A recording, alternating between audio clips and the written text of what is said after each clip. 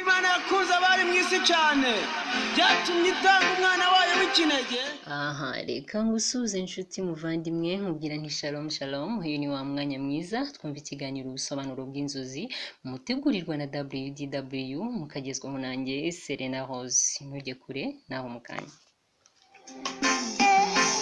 Yesu urukundo Imana yacu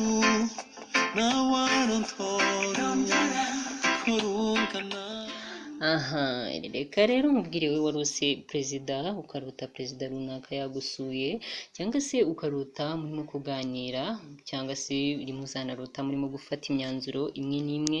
Ibi rero nubirota uzamenye ko ari Imana yakugendereye. Nacyo kirara cy'inzererezi rwatumye sa. Reka ngaruke kuri wowe rero warose umesa imyenda n'uruta izi nzozi ukibona urimo kumesa imyenda. Kumesa imyenda bisobanura kwihana ndetse no gukiranukira Imana.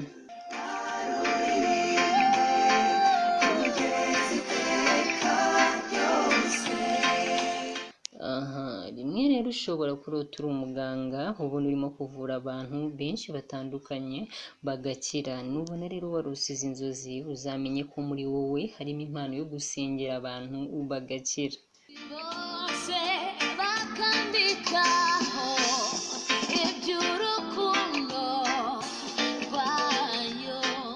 Reka nkomeze rero nawe warose ubwato ukabona ubwato burimo buraza bugusanga buje kugutwara, uzamenye ko ari ubutabazi buturutse ku Mana buje kuri wowe.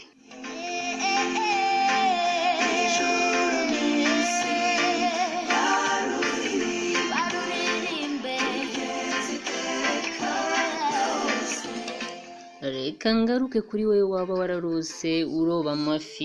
Nurota uroba amafi rero bivuze ko ufite umuhamagaro wo gukorera Imana binyuze mu ivugabutumwa, ubuhanuzi cyangwa se kuba umushumba w'itorero.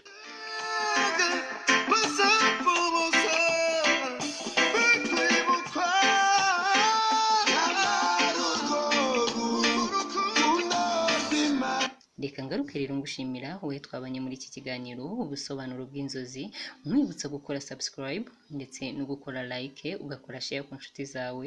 Ibindi Imana ikugirire neza. Kanti kusimu ukerayo